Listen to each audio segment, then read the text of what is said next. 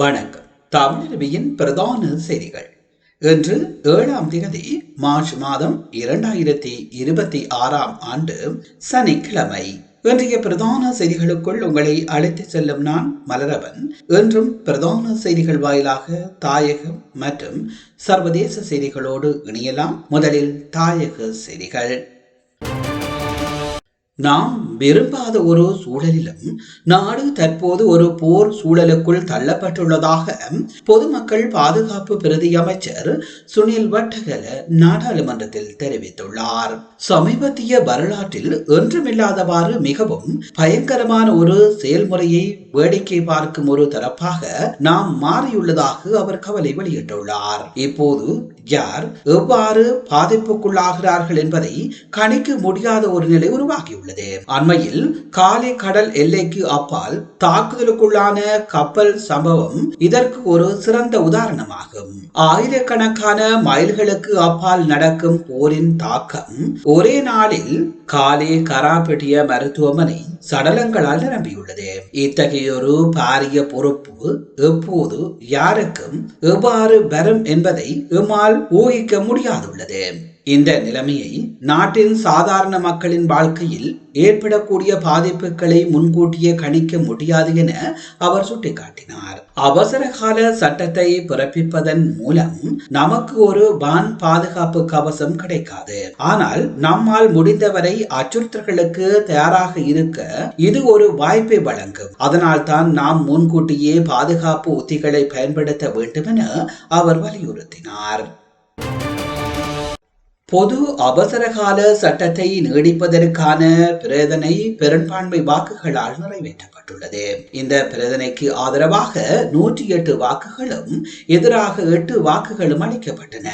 அதன்படி பொது அவசரகால சட்டத்தை நீடிப்பதற்கான பிரேதனை 100 மேலதிக வாக்குகளால் நாடாளுமன்றத்தில் நிறைவேற்றப்பட்டுள்ளது.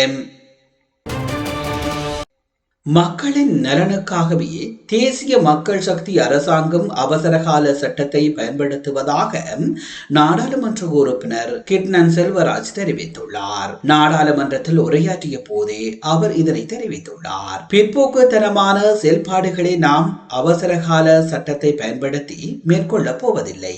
நாம் அவசரகால சட்டத்தை நீடித்துள்ளோம். மாறாக அது பயங்கரவாத சட்டத்தை அல்ல, மக்களின் நலனுக்காகவே நாம் அவசரகால சட்டத்தை பயன்படுத்துகின்றோம் என அவர் தெரிவித்துள்ளமை இங்கே குறிப்பிடத்தக்கது.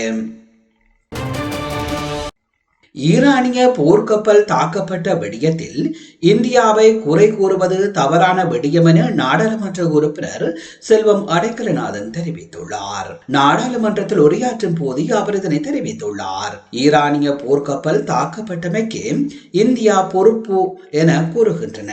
பொருளாதார நெருக்கடி ஏற்படும் போதும் இந்தியா வருகை தர வேண்டும், அனர்த்தத்தின் போதும் இந்தியா வேண்டும். இந்தியாவை அனர்த்த காலத்தில் எமது நாட்டிற்கு முதலில் உதவியது. இத்தகைய பின்னணியில் இந்தியாவில் இடம்பெற்ற கடற்படை பயிற்சிக்கு வருகை தந்த ஈரானிய போர்க்கப்பல் தாக்கப்பட்டமையை தொடர்ந்து இந்தியாவை குறை கூறுவது தவறான விடயம் என அவர் தெரிவித்துள்ளமை இங்கே குறிப்பிடத்தக்கது. மத்திய கிழக்கு போர் சூழலில் பக்கசார்பின்றி செயல்படுவதே அவசியமான விடயம் என முன்னாள் ஜனாதிபதி மஹிந்த ராஜபக்ச தெரிவித்துள்ளார். கொழும்பில் ஊடகங்களுக்கு கருத்து தெரிவித்த போது அவர் இதனை தெரிவித்துள்ளார். நாம் ஒரு பக்கம் மாத்திரம் சார்ந்திருக்க வேண்டிய அவசியம் இல்லை. நாம் ஒரு போரிலும் ஈடுபடவில்லை. எனவே நாம் ஒரு அணியினருக்கு ஆதரவு வழங்க வேண்டிய அவசியம் இல்லை. ஒரு பக்க முடிவை எடுத்தால் பாதிப்பு ஏற்படுமா இல்லையா என கூற முடியாது. ஆனால் ஆபத்து ஏற்பட வாய்ப்பு உள்ளது. ஏனெனில் நாம் எவருக்கும் சார்பாக இருக்கக்கூடாது. எமது துறைமுகங்களை பயன்படுத்துவதற்கு நாம் இடமளித்தால் ஏதோ ஒரு பக்கத்திலிருந்து நமக்கு அடி விழத்தான் செய்யும் என அவர் தெரிவித்துள்ளமை இங்கே குறிப்பிடத்தக்கது. அரசாங்கத்தின் மீது முன்வைக்கப்படும் குற்றச்சாட்டுகள் ஆட்சியை கவிழ்ப்பதற்கானவை அல்ல என நாடாளுமன்ற உறுப்பினர் முஜிபுர் ரஹ்மான் தெரிவித்துள்ளார். நாடாளுமன்றத்தில் உரையாற்றிய போது அவர் இதனை தெரிவித்துள்ளார். ஐக்கிய அரபு அமீரகத்தின் ஜனாதிபதி ஒரு ஊடக அறிக்கையை வெளியிட்டுள்ளார். அதில் எமது ஜனாதிபதி ஐக்கிய அரபு அமீரக ஜனாதிபதியை தொலைபேசியில் அழைத்து ஈரான் நடத்திய தாக்குதலை கண்டித்ததாக குறிப்பிடப்பட்டுள்ளது. அப்படி என்றால் இது எப்படி நடுநிலையான ஒரு நிலைப்பாடாக இருக்க முடியும்? அவர் ஐக்கிய அரபு அமீரகத்திற்கு ஆதரவாகவும் ஈரானின் தாக்குதலுக்கு எதிராகவும் பேசியுள்ளார். இத்தகைய பின்னணியில் சுமார் 165 குழந்தைகள் கொல்லப்பட்ட போது நீங்கள் ஏன் அதை கண்டிக்கவில்லை? ஒரு நாட்டு தலைவர் படுகொலை செய்யப்பட்ட போது நீங்கள் ஏன் அதை கண்டிக்கவில்லை? அந்த 2 சம்பவங்களிலும் நீங்கள் மௌனமாக இருந்தீர்கள். மக்கள் விடுதலை முன்னணியாகிய நீங்கள் எதிர்கட்சியில் இருந்த போது லெப்டன் சுற்று வட்டாரத்திலும் அமெரிக்கா தூதுவரகத்திற்கு முன்னால் நின்று கொண்டு வல்லரசு நாடுகள் ஏனைய நாடுகள் மீது நடத்தும் அநீதிகளுக்கு எதிராக குரல் கொடுத்தீர்கள். அன்று அப்படி ஏகாதிபத்தியத்திற்கு எதிராக போராடிய ஒரு அரசியல் இயக்கம் இன்று ஆட்சிக்கு வந்தவுடன் இவ்வளவு பலவீனமாக நடப்பதுதான் இங்குள்ள பிரச்சனை. நாங்கள் உங்களை ஈரானுடன் சேர்ந்து கொண்டு அமெரிக்காவையோ அல்லது இஸ்ரேலையோ தாக்க சொல்லவில்லை. ஆனால் எமது நாட்டு தலைவர்கள் எப்போதும் அநீதிக்கு எதிராகவும் நீதிக்காகவும் நின்றவர்கள்.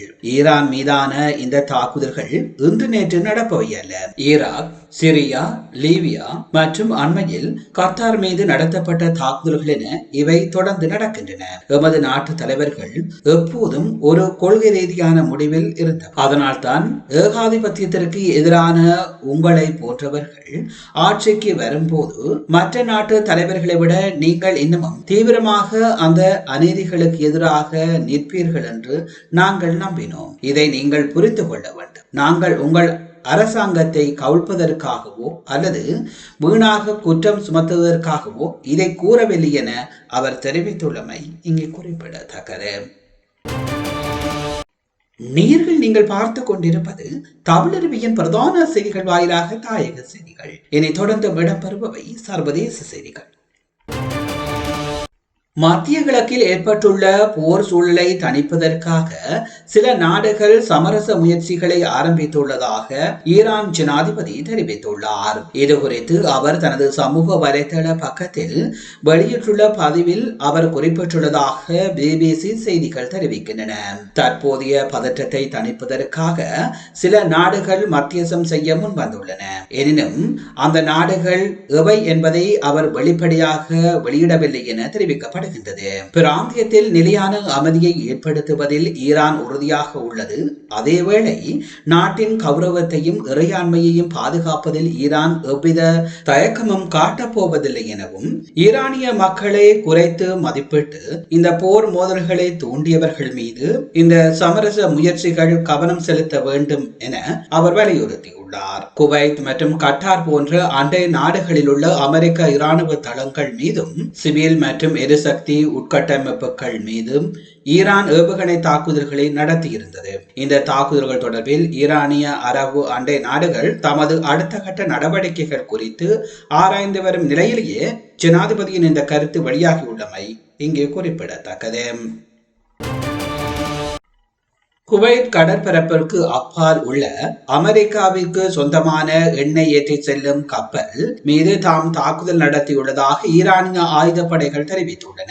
தாக்குதலுக்கு உள்ளான அந்த கப்பல் தற்போது தீப்பற்றி எரிந்து வருவதாக ஈரானிய அரசு வானொலி ஒன்றை மேற்கோள் காட்டி அல் ஜஸீரா செய்தி வெளியிட்டுள்ளது. ஈரானிய ஆயுத படைகளின் யுத்தகால நடவடிக்கைகளை ஒருங்கிணைக்கும் காத்தம் அல் அன்பியா மத்திய தலைமையகம் இந்த தாக்குதல் குறித்த தகவலை உத்தியோகபூர்வமாக வெளியிட்டுள்ளதாகவும் அந்த செய்தியில் குறிப்பிடப்பட்டுள்ளது. தாக்குதலுக்கு உள்ளான அமெரிக்கா கப்பலில் பெரும் தீப்பரவல் ஏற்பட்டுள்ளதாகவும் அது கடலில் எரிந்து கொண்டிருப்பதாகவும் ஈரானிய தரப்பு தெரிவித்துள்ளது. பிராந்தியத்தில் அதிகரித்து வரும் பதற்றங்களுக்கு மத்தியில் அமெரிக்கா இலக்குகளை குறிவைத்து ஈரான் முன்னெடுத்து வரும் தொடர்ச்சியான தாக்குதல்களின் ஒரு அங்கமாகவே இது பார்க்கப்படுவதாகவும் தெரிவிக்கப்படுகின்றது. எவ்வாறாயினும் இந்த கப்பல் தாக்குதல் மற்றும் சேத விவரங்கள் குறித்து அமெரிக்கா தரப்பிலிருந்து அல்லது சுயாதீன ஊடகங்களிடமிருந்து இதுவரையில் உறுதிப்படுத்தப்பட்ட தகவல் எவையும் வெளியாகவில்லை எனவும் அல் ஜஸீரா செய்திகள் தெரிவிக்கின்றன. மத்திய கிழக்கில் நிலவி வரும் போர் சூழலை முடிவுக்கு கொண்டு வந்து அமைதிக்கு ஒரு சந்தர்ப்பத்தை வழங்குமாறு ஐக்கிய நாடுகள் சபையின் மனித உரிமைகள் ஆணையாளர் போல்கர் டக் போரிடும் தரப்பினரிடம் அவசர கோரிக்கையை விடுத்துள்ளார். மத்திய கிழக்கில் அதிகரித்து வரும் மோதல்கள் குறித்து ஊடகவியலிடம் கருத்து தெரிவித்த அவர் பிராந்தியத்தில் பதற்றத்தை தணிப்பதற்கும் போரில் ஈடுபடும் தரப்புகள் நிதானமாக செயல்பட வேண்டும் என வலியுறுத்தினார். மேலும் போர் தீவிரமடைவதை தடுத்து அமைதிக்கு ஒரு வழியை உருவாக்குமாறும் அவர் வேண்டுகோள் விடுத்துள்ளார். தற்போது நிலவும் நெருப்பு எரிந்து கொண்டிருக்கின்றது. அதனை அணைப்பதற்கான முயற்சிகளே உலகுக்கு தேவை. ஆனால் அதற்கு மாறாக ஆத்திரமூட்டும் பேச்சுக்கள், குண்டு வெடிப்புகள், அழிவுகள் மற்றும் கொலைகளையே நாம் பார்த்து கொண்டிருக்கின்றோம். இது போரை மேலும் தீவிரப்படுத்துகிறது என அவர் கவலை வெளியிட்டுள்ளார். மோதல்களில் ஈடுபட்டுள்ள நாடுகள் உடனடியாக பின்வாங்கி போர் தீவிரமடைவதை தடுக்க நடவடிக்கை எடுக்க வேண்டும் எனவும் அவர் வலியுறுத்தினார். அத்தோடு ஏனைய சர்வதேச நாடுகளும் மோதலில் ஈடுபட்டுள்ள தரப்பினரை அமைதி பேச்சுவார்த்தைக்கு உட்படுத்த வேண்டும் எனவும் அவர் கேட்டுக்கொண்டார். மேலும் பொதுமக்களுக்கு ஏற்பட்டு வரும் உயிரிழப்புகள் மற்றும் பேரழிவுகளை தடுக்க வேண்டுமானால் சம்பந்தப்பட்ட தரப்பினர் நிதானத்துடனும் பொறுமையுடனும் செயல்படுவது அவசியம் என ஐக்கிய நாடுகள் சபை சுட்டிக்காட்டியுள்ளமை இங்கே குறிப்பிடத்தக்கது. நீங்கள் பார்த்து கொண்டிருப்பது தமிழருவியின் பிரதான செய்திகள் வாயிலாக தாயகம் மற்றும் சர்வதேச செய்திகள். தாயகம் மற்றும் சர்வதேச செய்திகள் இத்துடன் நிறைவு பெறுகின்றன. செய்திகள் தொடர்பான உங்கள் அன்பான கருத்துக்களை கீழே பதிவு செய்யுங்கள். அத்தோடு எமது சேனலை உங்கள் உறவுகள் நண்பர்களுக்கும் தெரியப்படுத்துமாறு அன்பாக கேட்டுக்கொள்வதோடு தமிழருவியோடு இணைந்திருக்கின்ற அத்தனை நேயர்களுக்கும் மீண்டும் நன்றிகளை தெரிவித்துக் கொள்வதோடு விழுந்திருக்கின்ற என்று எப்பொழுது உங்கள் எல்லோருக்கும் ஒரு நல்ல பொழுதாக அமைய எல்லாம் வல்ல இறைவனை வேண்டி உங்களிடம் விடைபெறும் நான் என்றும் உங்களுடன் இணைந்திருக்கும் மலரவன் மீண்டும் இன்னும் ஒரு பிரதான செய்திகள் வாயிலாக சந்திக்கின்றேன். அதுவரையில் நன்றி, வணக்கம்.